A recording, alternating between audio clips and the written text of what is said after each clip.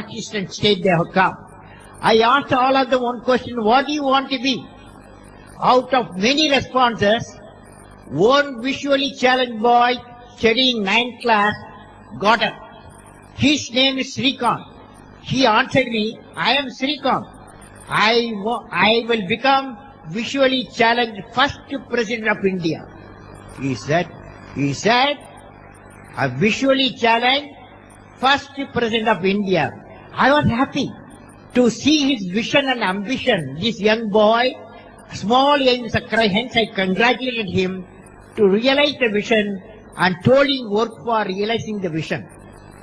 Thereafter, the boy Srikant worked hard, got 90% in 10th class and 96% in the 10 plus 2, and he set a goal to study engineering MIT Boston, USA. His relentless hard work